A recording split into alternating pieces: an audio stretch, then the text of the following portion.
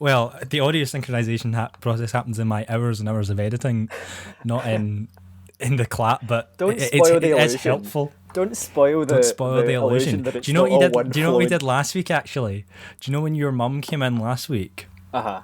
And what I did was I used that opportunity to check that my audio was still recording, but I paused the recording, and so it went out of sync again at some point, and I had to resync it, and I was annoyed at myself for doing that.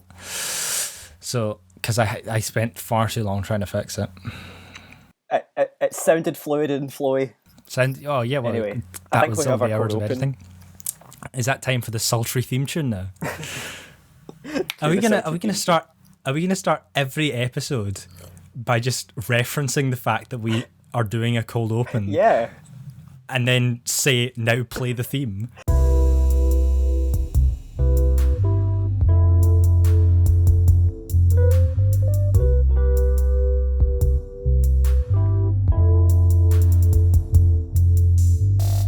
Hello and welcome to Words Without Wisdom. My name is Evan Dixon. And I'm Matthew Lyon.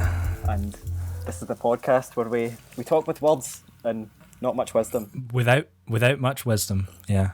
How are you, Matthew? But do you know what? I'm in extreme pain because I have a sore neck. I'm just in extreme emotional pain. I've not been able to straighten my arm since Saturday. Why? What did you do? I just, I was at the gym and then I must have pulled something or like overworked something. Subtle flex, literally. Imagine going to the gym. Wait, how did you go to the gym? I thought they were all shut. It's outdoor. It's like can be booked, like for individuals. All right, so it's more like a gym class than just a normal gym experience. Except it's like you can book it just to go in and free promo to Fit Body Farm in Comores. Oh, I think I've heard of that. Free promo. You can pay us if you like. Yeah. We will spread your brand to a whole 7 listeners.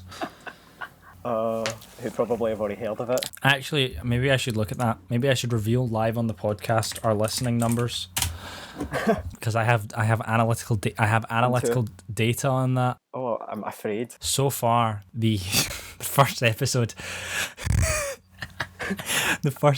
has had 15 total plays.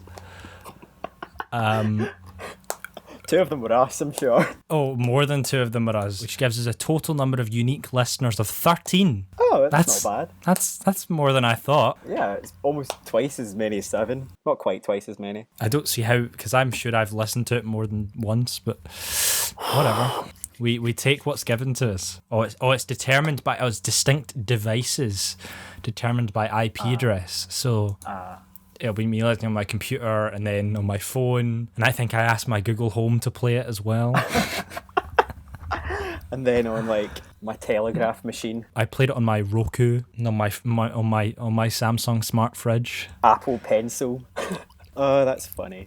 Currently drinking lime juice and warm water. It's apparently available on Google Podcasts, but having clicked the link, it's not there. It says this podcast is not available or not yet published, which is interesting. Now, this is technically Words Without Wisdom. However, we do have some wisdom for any American listeners out there. After a recent spat I had on Twitter, Evan and I would like to inform our American or UK listeners, if you are ill-informed or unaware, about the nature of the British broadcasting regulator, Ofcom. Now, this is the kind of content you want to hear on your podcast, but essentially, after Piers Morgan left ITV because of the massive backlash he received over his comments about Meghan Markle's mental health and basically denying that and not disbelieving her about her mental health issues, he left and Ofcom received complaints about him which are now being investigated. And this has led a lot of quite serious American journalists to criticise Ofcom as a concept and as an institution, including Jake Tapper, who I thought was quite a well-reasoned CNN man, but apparently not, and to say or saying that Ofcom is just this horrible and completely misunderstanding what Ofcom is and how it works. Now, Ofcom is a body which is established in UK statute. So it was created by the government, but it's not, as some Americans would have you believe, maintained by the government. Well, it is maintained by the government. It's not controlled by the government. It's not a political entity. It's independent. It is not a political entity. It's run and worked in by civil servants who are impartial, not owned by any political party, apolitical, and for some reason, I was having this argument with this guy on Twitter about it, who seemed to think that meant it was controlled by the government and its job was to stop people criticising the monarchy or something. Just a complete misunderstanding of the issue. And I was trying to explain to him, and this is what I'm explaining to anyone listening now who doesn't know what it's about, that it's not about that at all, and it purely upholds laws created by democratically elected parliaments to regulate quite well, I think, and this is the question I have for you, less of what it factually is, because it can't really be denied what it factually is that it's not politically affiliated, and it is just there to uphold laws, and it does so, I think, quite well, and as a complaints board for people if they think something is inappropriate or doesn't meet standards required for TV broadcast. But the question, the more sort of philosophical question for the Words Without Wisdom podcast is, a few people, mainly weird right-wing whack jobs like Piers Morgan, have been advocating for the removal of Ofcom, or the dissolution of Ofcom, and to move to the American system, which is the First Amendment and complete free press. And well, free press, we have free press in the UK, it's just there are broadcasting rules, but just the free-for-all that they have in the US that leads to things like Fox News and Newsmax and these mental things. So what do you think of that idea? I think Ofcom is quite a useful institution, as the National Health Service and like HMRC, bodies that are created by the government to uphold certain laws and perform certain functions independent of political persuasion. Like, you need some sort of... I believe in regulation. I'm not a libertarian. I believe in regulation, so I believe that you need some sort of independent body to uphold standards, to intervene when intervention is necessary. That's not to say that I don't believe in free press. Anyone should have the right to say whatever they wish to say, provided that is not an incitement of hatred or violence or a crime. Yeah, and meet standards assigned by parliaments for the past 50 years or 60 years. Just to ensure that broadcasters follow the law. And so that you don't have children watching TV shows at 4 o'clock in the afternoon and hearing the word which I will bleep out for the purposes of this podcast.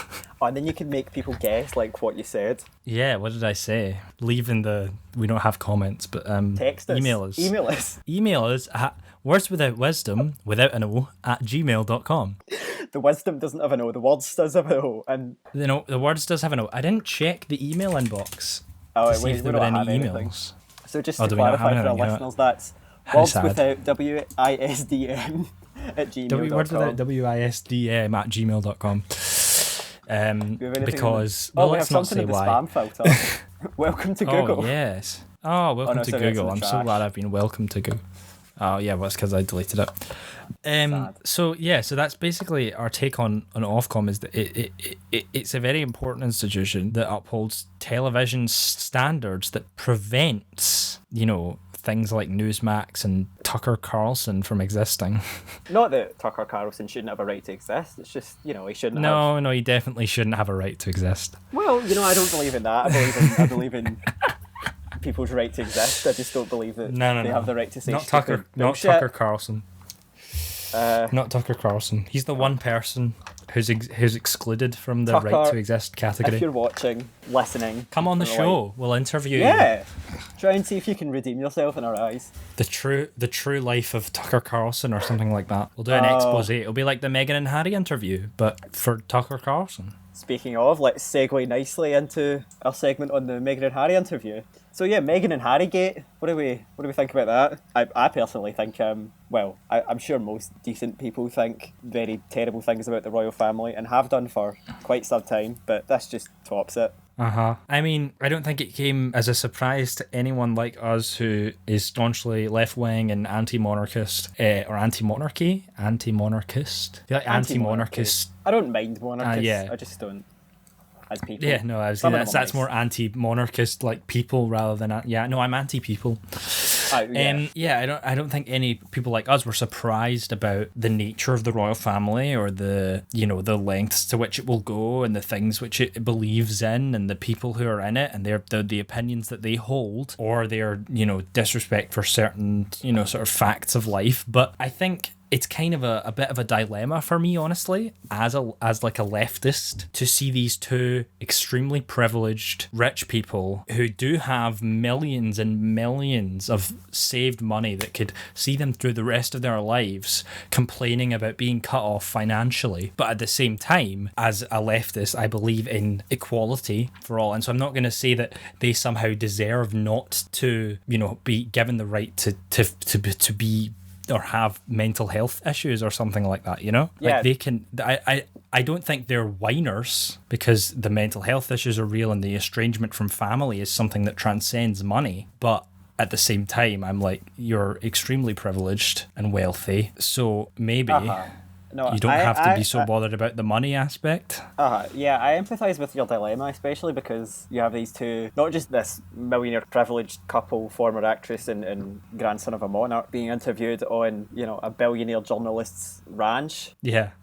So it's hard to maybe it's not hard to feel sorry for them, but it's quite easy to feel sorry for them, but it's hard to reconcile that with your own left-wing views. It's hard to maybe view their struggle as on par with other less privileged people who would be in a similar situation. And I mean, mental health issues transcend money. Like that's something that needs to be sorted out and treated, and like the racism in the royal family exists, and the solution is to abolish the monarchy. But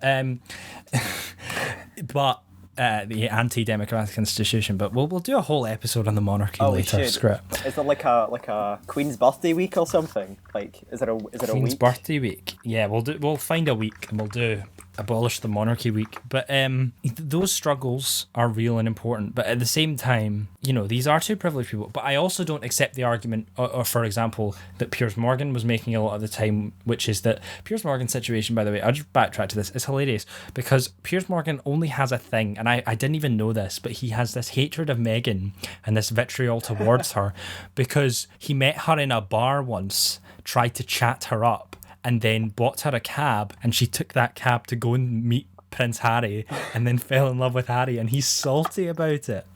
And I think that's so funny. He's this guy with this massive viewership and this massive audience, and he's using it to act out a personal grudge against a woman who didn't fall in love with him.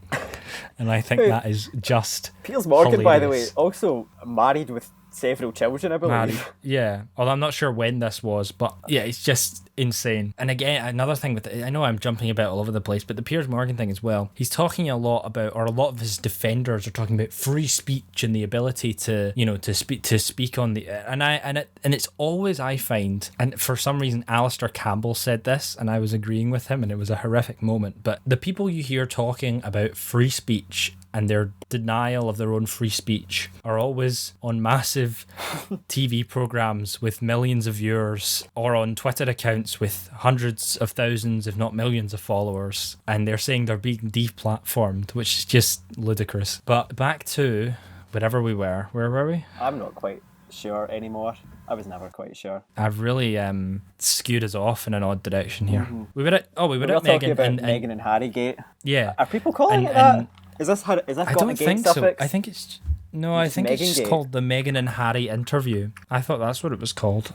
But I mean, you can see the tactics here employed by the royal family being repeated from the tactics used against Princess Diana, for example. Or Diana, she's not really called Princess Diana, is she? Which was just, this horrific thing. I find it kind of funny that the only conspiracy theory I believe in is that the royal family attempted to murder or murdered Diana. I think that's I find weird. that hilarious that, like, for the most part, conspiracy theories are like you brush them off as completely ridiculous because 99% of the time they are completely ridiculous and apart have from the no one basis. that obviously happened. But it's like it's with most people I know, that one is just sort of taken as fact and nobody questions it. I mean, it's just so. I mean, it's so believable though.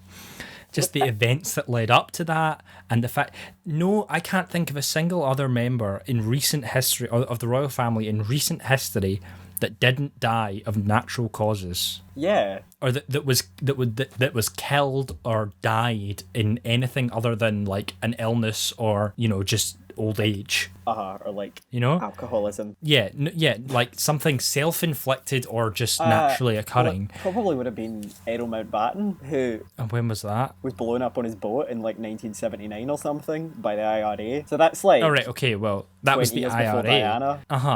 And that was almost like that's... it was the IRA. We know it was the IRA.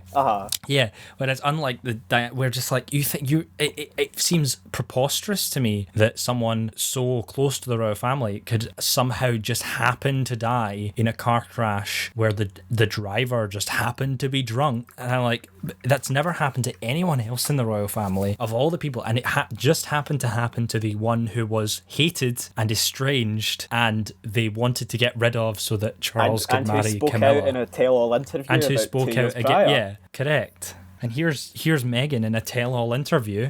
Let's wait 2 years and see which car crash she dies in.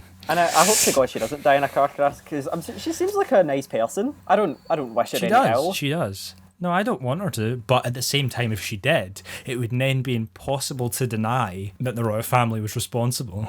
And I think that would be worth it. And I think that would definitely bring down the royal family and the public. I mean, the Diana thing almost brought down the royal family.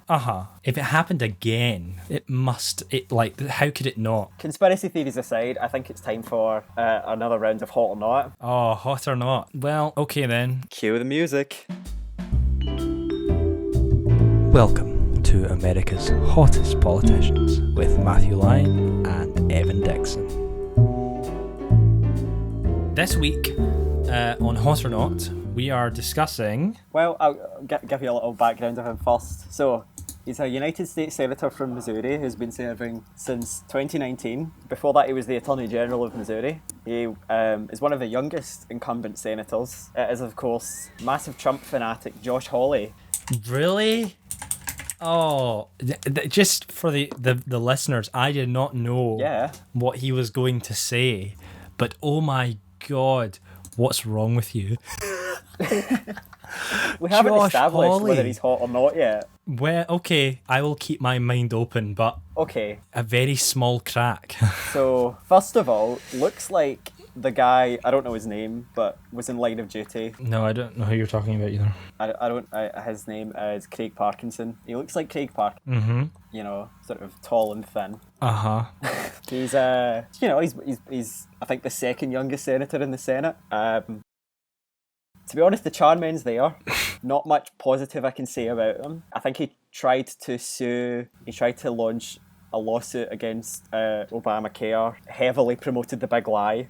What a cool guy. I think was one of the senators that voted against the certification of Joe Biden's election, leading to the January 6th riot. Leading to the January 6th Capitol riot. Mm-hmm. So, on that basis, not a good guy. No, absolutely terrible, but on a complete superficial admiring someone for their looks. No, I can see where the attraction comes from, you know, tall, dark hair, kind of quite like a thin face, nice kind of shape, I don't know. But let's start with his awkward smile. True, but that's the point of this. Look at his awkward smile. As you're looking at the same picture I'm looking at on his Wikipedia page, his official portrait for the 116th Congress. He's got buck teeth and a really, really awkward smile. Oh, don't say that about him, Matthew. And look at his eyes, they droop, and he has a massive forehead. This is all I can say. Honestly, I can see where it's coming from, you know? He looks a lot like me, so that's understandable. But no, don't flatter just yourself. The forehead. Look at the forehead. No, listen. We don't body shame. Listeners, Google... Go on his Wikipedia page, Josh Hawley. Look at the official portrait. That's the first image on the page. We don't body shame on Hot or Not. We analyse. Oh, isn't that the point?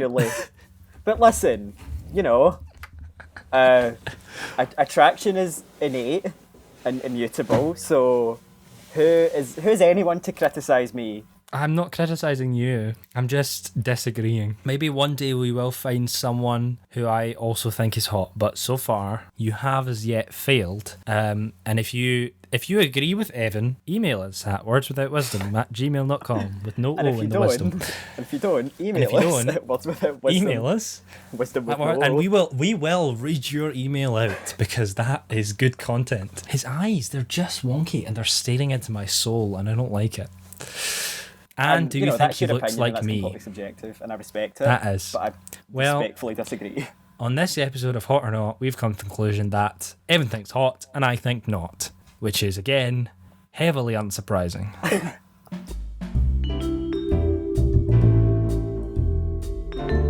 You've been listening to America's Hottest Politicians with Matthew Lyon and Evan Dixon. Hello, and welcome back to the next section, the final section of this week's episode of Words Without Wisdom. What are we talking about? What's the topic of? Well, what's the theme for considering this? the theme of this episode is conspiracy theories. I know a conspiracy theory that's Okay. I think gained quite a bit of traction in the internet recently, and that is the theory that Helen Keller was a fraud. Helen Keller was a fraud. That someone born in that era who was deaf and blind could not have achieved what she achieved, and I think it's a wee bit ableist. But I'm interested to hear your thoughts. I mean, I don't know the specifics of this. I've never actually heard this. This is interesting. But Helen Keller, marvelously inspirational woman with a very important legacy, an inspiration to I don't actually know, but I assume an inspiration to a lot of blind and or deaf people who see her as someone who managed to overcome that disability or overcome that problem in her life and make a huge impact on the world. But what are the specifics of this?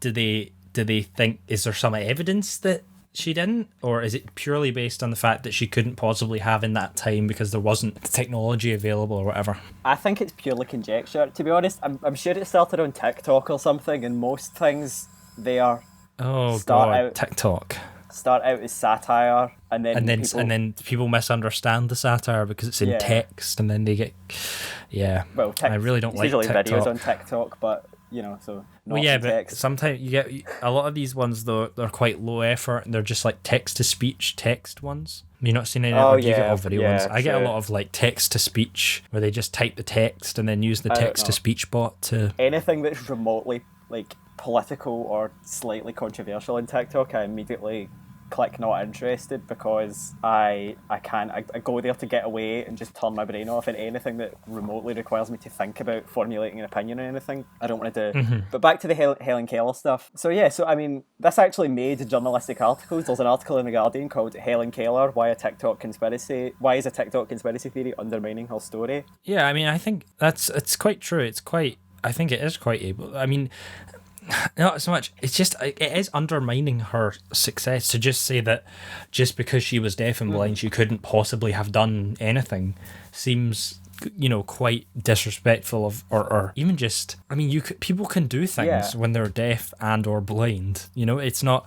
You can learn things, and it's not like she was the greatest orator in the world. She was no Hitler, but she. It's just really quite ableist and does undermine her legacy to I mean, it's coming from nowhere. It's not even like they found footage of her miming or something like that. It's just made up. Exactly, and it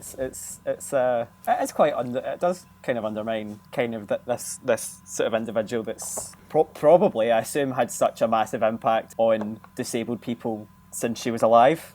If we're talking about baseless conspiracy theories, I think that this one has far less credibility than the Princess Diana one. TikTok and its usual nonsense. Oh, it should be confined appalling, to the deepest, darkest realms garbage of society. But I'm going to keep watching. Yeah, I mean, that's the thing about TikTok. Honestly, I rag on TikTok a lot, and there's a lot of terrible stuff on there. A lot of it's just vapid, mindless content that really is kind of dumbing down the internet. Well, I say dumbing down the internet. It was already pretty dumb, but dumbing down society. But at the same time, there's a lot of quite creative stuff on there, and a lot of stuff that I do enjoy, like a lot of good creative comedy that's built because it's essentially a very simple and easy to use editor. and like a bit of a kind of VFX thing, people who have that creative flair and who could possibly have done filmmaking in the past had they been given access to these things can now express themselves in a way that's easy to do